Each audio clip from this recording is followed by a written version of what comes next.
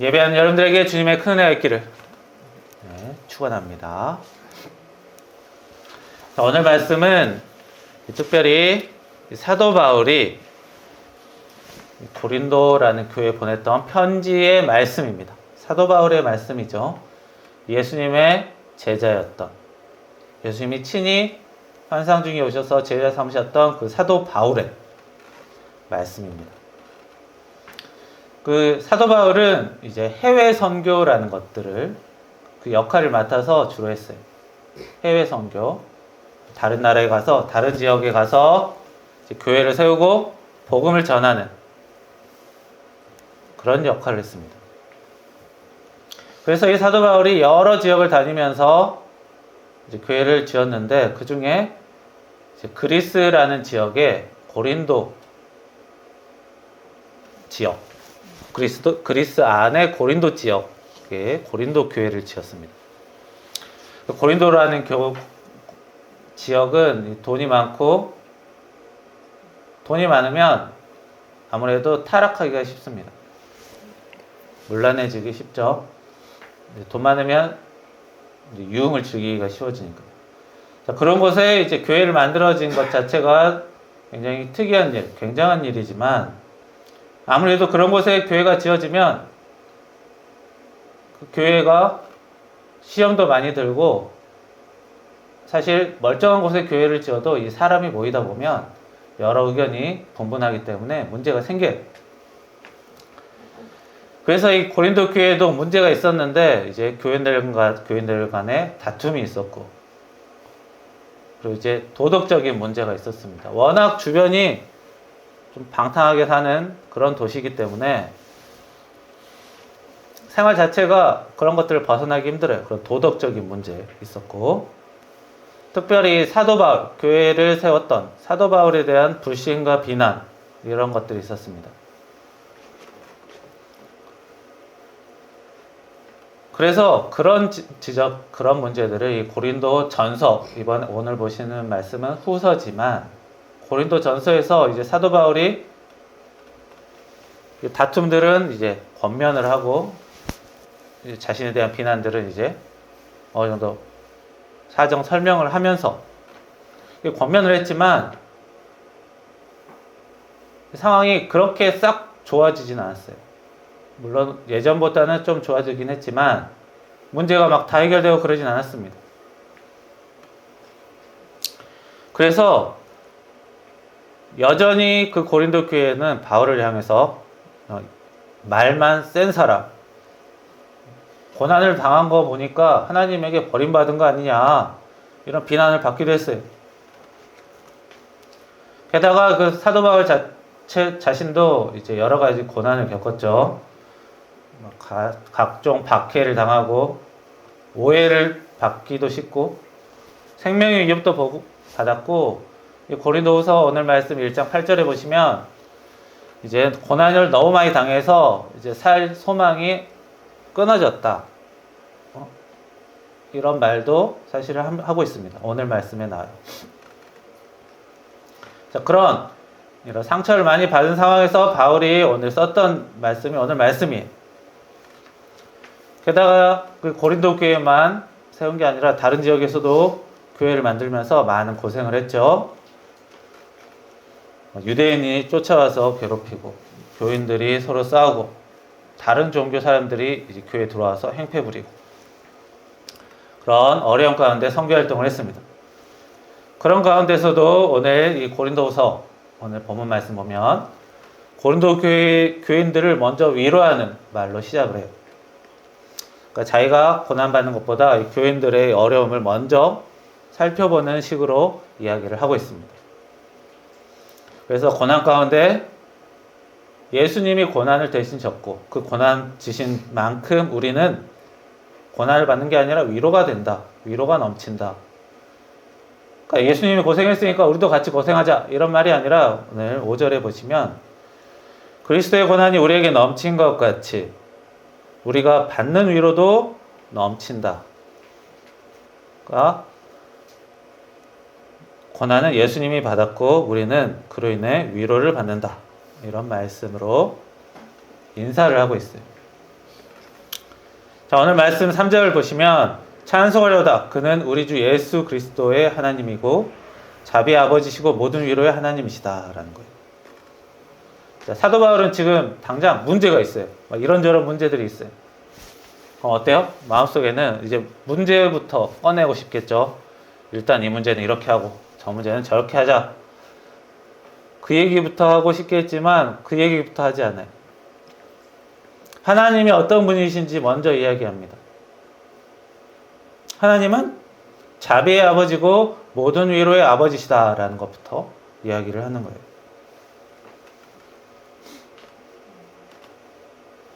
자기 문제, 자기가 할 말부터 하지 않고 하나님이 우리를 사랑하신다라는 것부터 시작을 하고 있습니다. 그리고 4절에 보시면 환난 중에 우리를 위로하사. 자, 이 환난이라는 것, 고난이라는 것, 큰 고난도 있고 작은 고난도 있죠. 그 교회 안에서 여러 가지 크고 작은 문제들이 있었습니다. 작은 어려움은 작은 어려움대로, 큰 어려움은 큰 어려움대로 우리를 위로하시는 게 있다는 거예요. 근데 위로하신다고 했지 문제를 그냥 알아서 다 해결해 주신다고는 하지 않았습니다. 고난을 없애주겠다. 이건 아니에요.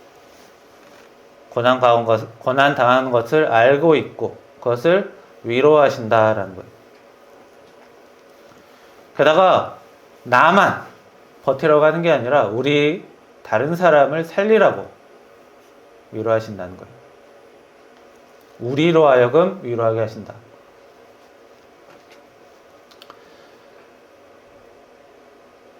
그리고 예수님께서 받는 고난으로 우리는 위로, 은혜를 받는다라는 말씀을 하고 있어요. 자, 작년 2025년 한 해 동안 자기 자신에게도 이런저런 일들이 있었을 겁니다.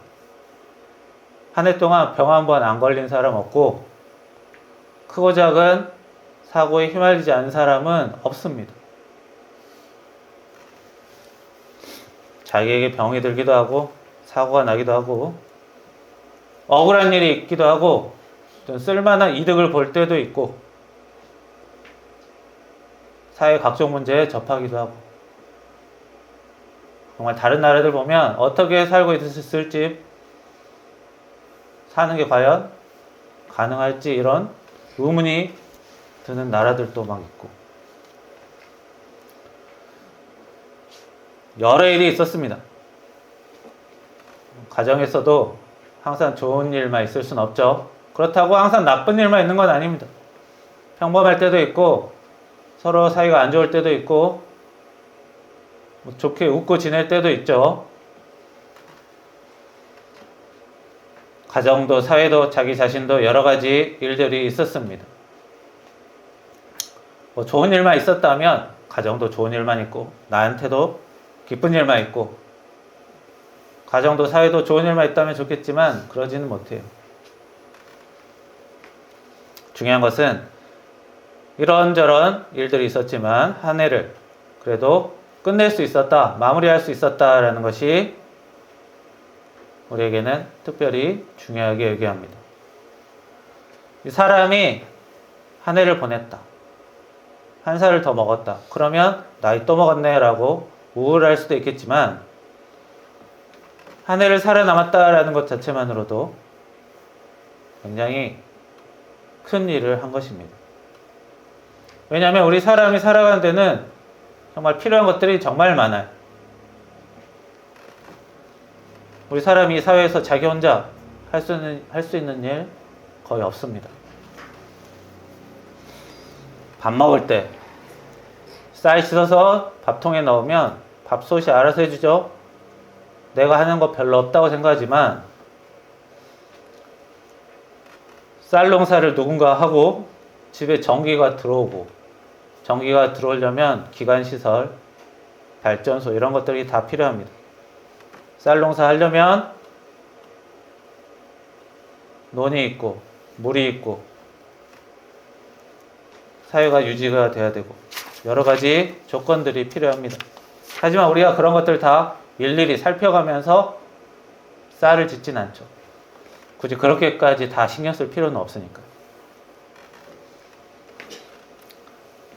하지만 내가 밥솥에 쌀을 씻어서 넣는 일, 그 간단한 일로 밥을 먹지만 그 속에는 숨겨져 있는 수많은 일들이 들어 있습니다. 내가 한 해를 여찌저찌 살았지만 그 가운데는 나의 노력도 있었지만 수많은 주변 사람들의 도움을 받은 게 있었고, 그 외에 하나님이 주신 눈에 보이지 않는 크고 작은 수많은 은혜가 있었다는 것이에요. 내 눈에 보일 때는 쌀과 쌀을 짓고 있는 밥솥밖에 안 보이지만 내 눈에 안 보이는 것들, 내가 모른다고 해서 없는 것이 아닙니다. 그만큼 우리 사람은 자기 힘으로 할 수 있는 것이 거의 없습니다. TV나 동영상들 보면 생존 프로그램이 있어요. 자연의 아프리카 밀림 같은 곳, 이런 자연 속에 들어가서 3일, 일주일 이렇게 혼자 아무것도 없이 살고 나오는 이런 프로그램들이 있습니다. 그런 사람들 보면 정말 신기합니다. 자연에 있는 나뭇잎 가지고 이불 만들고 몇 시간 만에 집을 만들어요. 곤충, 동물 막 잡아서 먹어요. 정말 전문가입니다. 그런데 그런 전문가가 옷도 집도 뚝딱뚝딱 만들고 곤충도 주변 작은 동물도 잡아서 생존을 해결하는 전문가가 어떻게 사는지 보면 엄청 배고프게 지내요. 그런 전문가들도 하루에 한 끼 작은 곤충 몇 개 먹고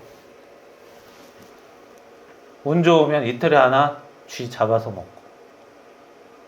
혼자 살면 그런 전문가조차도 배를 골아가면서 사는 것을 보았습니다. 그런 일반인들은 며칠 못 버티는 거예요. 그만큼 혼자서 사는 것은, 우리 사람이 혼자서 할 수 있는 일은 그렇게 많지 않아요. 갈수록 편리한 시대가 되고 있지만 그럴수록 어떻습니까? 사람이 하는 일들은 점점 줄어드는 거예요.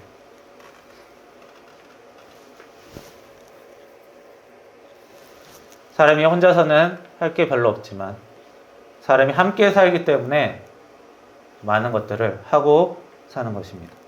그래서 우리 사람에게 하루를 마무리한 것, 한 달을, 1년을 마무리했다는 것은 사실 대단한 일입니다. 특히 믿는 자들은 하나님에게 하루에 대해, 한 해에 대해서 특별히 더욱 감사할 수 있는 겁니다.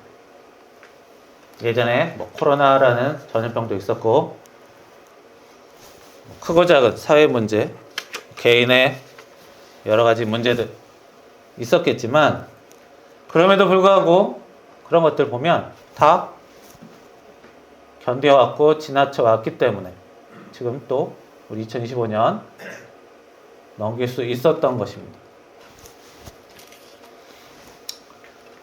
그리고 우리 사람은 방금 말씀드렸듯이 혼자서는 할 수 있는 게 그리 없어요. 사람은 모여 살아야 그나마 오래 살 수 있습니다. 그렇기 때문에 사람은 다른 사람에게 감사하고 서로를 사랑할 이유가 있습니다. 하지만 우리 사람이 알지도 못하는 사람 전부 다 챙겨가며 살 수는 없어요. 그나마 가족이라든지 자기 주변 사람일지 그 정도만 사랑해도 되는 겁니다. 하나님께서 우리 사람들에게 모든 사람 다 사랑하라고, 세계 모든 인구 80억 인구를 다 사랑하라고 요구하지 않아요. 가족이라도 사랑하고 주변 사람들 해코지하지 말라는 그 정도 명령을 주셨습니다. 그리고 특별히 하나님께서 사람이 죄짓지 않고 서로 사랑하는 일을 귀하게 보시기 때문에 우리가 한 해를 마무리할 때는 내가 어떤 돈을 벌었는가, 어떤 지위를 얻었는가, 이런 것을 따지기보다는 내가 내 주변 사람을 한 번이라도 더 사랑했는지, 재작년보다, 작년보다 좀 더 가족과 주변 사람들을 사랑하는 일이 나아졌는지, 이런 것들을 점검하는 게 그리스도인의 이제 한 해를 마무리하는 그런 방식이라고 저는 보고 있습니다. 그게 성경적인 한 해의 마무리예요. 하나님에게 내가 많은 은혜를 받아도 그것을 함께 나누지 못했다면 사실 별로 재미없는 겁니다. 내가 아무리 좋은 의자, 집 있어도 자기 혼자만 우두커니 있으면 사실 별로 재미없을 거예요. 뭐 누구한테 자랑이라도 해야지 재밌을 거 아닙니까?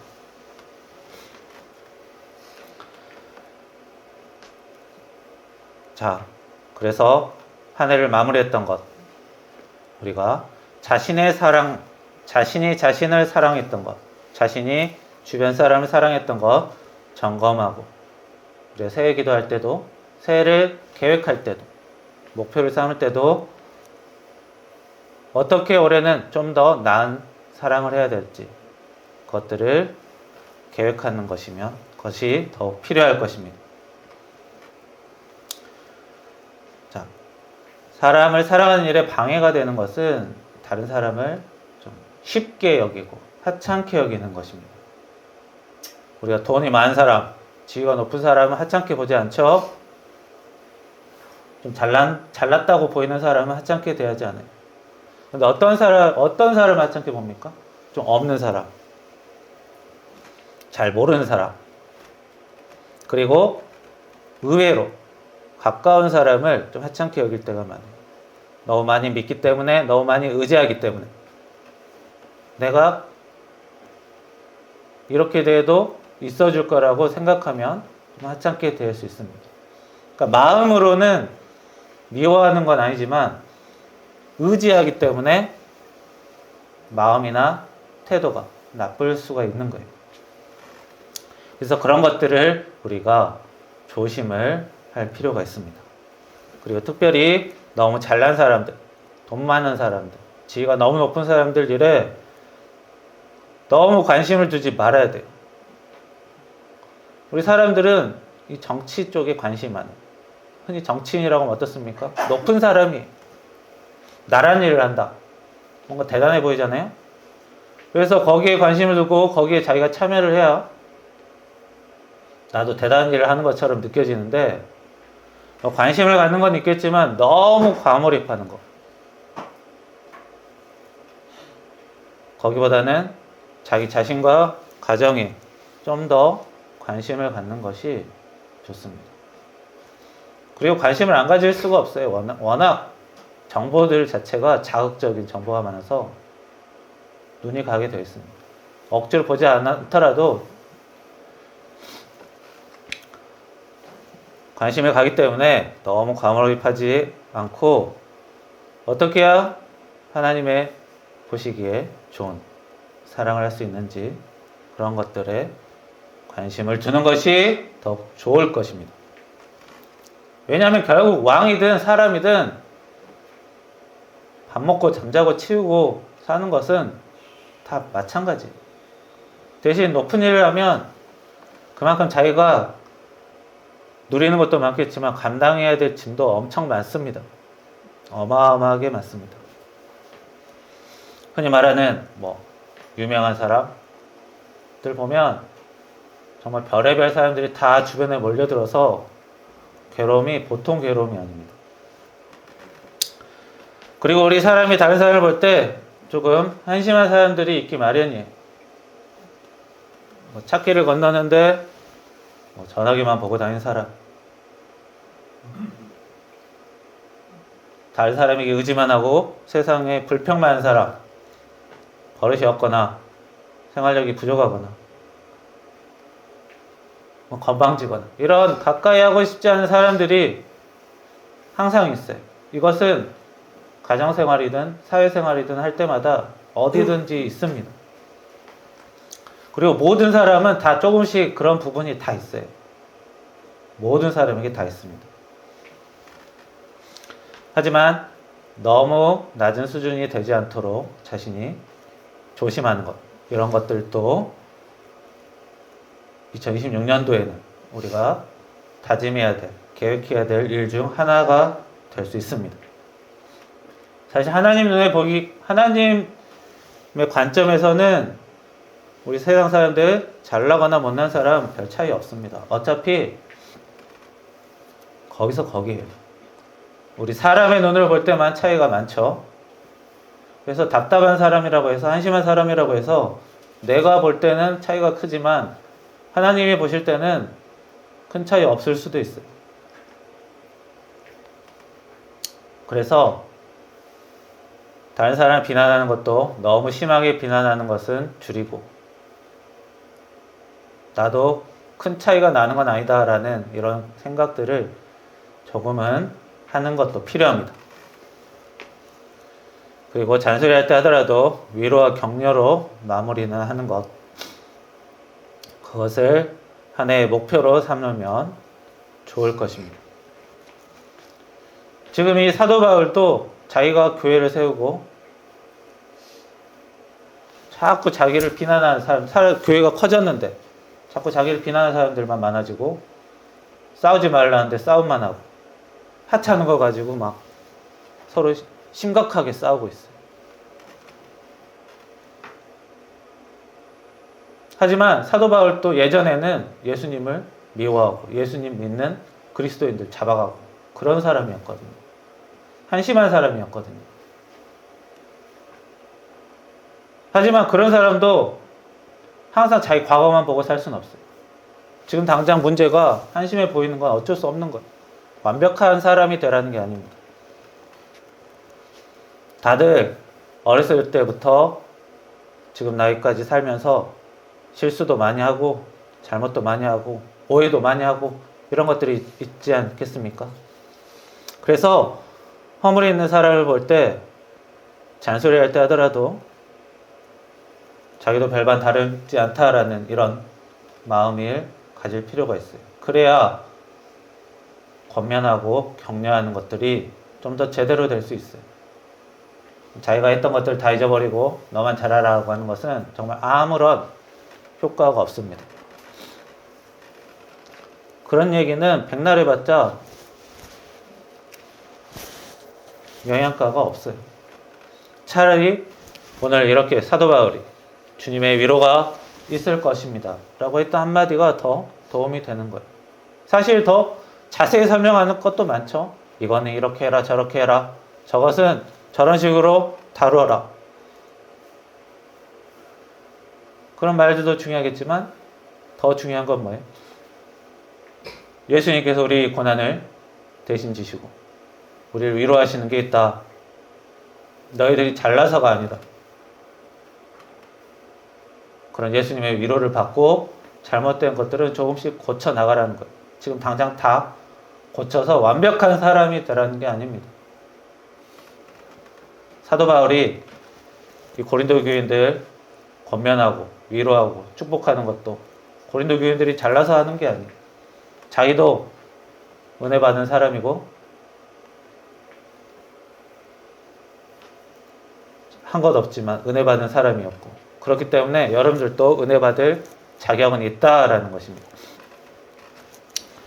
그래서 우리가 한 해를 살 때 우리가 계획을 하게 되죠. 계획을 할 때 더 나은 삶을 계획하기가 쉽습니다. 그것도 중요합니다. 사람이 그 더 나은 삶이라는 목표가 있어야지 그나마 일할 재미가 붙어요. 그것도 필요하겠지만 작년을 마무리를 좀 더 깔끔하게 하고 더욱더 제대로 된 가치를, 우선순위를 어디에 더 두어야 할지는 우리가 말씀을 통해서 확인을 해야 합니다. 가장 우선되는 신년 계획은 한 번 더 사랑하며 감사하며 사는 것이고, 그 다음은 상대방의 실수와 잘못을 너무 함부로 여기지 말고 위로와 권면을 하라는 것. 그리고 그 다음이 이제 자기가 하고 싶은 것, 바라고 싶은 것, 얻고 싶은 것들이 될 것입니다. 이렇게 계획을 쌓으면 또 우리가 하나님의 은혜를 받아서 어떻게 살아야 될지 어느 정도 길이 보입니다. 그렇게 살면 2026년도는 2025년보다 더욱더 의미 있고 보람된 은혜 받는 삶이 될 것입니다. 그런 삶이 되기를 여러분들에게 축원합니다. 기도하겠습니다. 살아계신 하나님, 고린도 교회를 보고 가슴이 답답한 그 사도 바울이 하나님의 위로의 말씀을 먼저 전했습니다. 저희들 또한 답답한 일 많이 하고 살았지만 그런 과정에서도 하나님의 위로가 있었고 은혜가 있었기 때문에 한 해를 살 수 있었습니다. 한 해를 보내게 하심에 감사드렸고 이번에 다가온 2026년도는 더욱더 제대로 하나님께 감사하며 살 수 있는 저희들 되게 하시며 한 번이라도 더 사랑하는 우리들 되게 하시고 더욱더 상대방을 용납하고 조금은 여유 있게 바라보는 저희들 되게 하시며 지적할 때는 지적하더라도 위로와 권면으로 마무리할 수 있게 지혜와 용기와 지식을 허락하여 주시옵소서. 주님께서 저희들에게 계속 위로를 주시고 은혜 주신다는 것을 믿사오며 예수님의 이름으로 기도합니다. 아멘.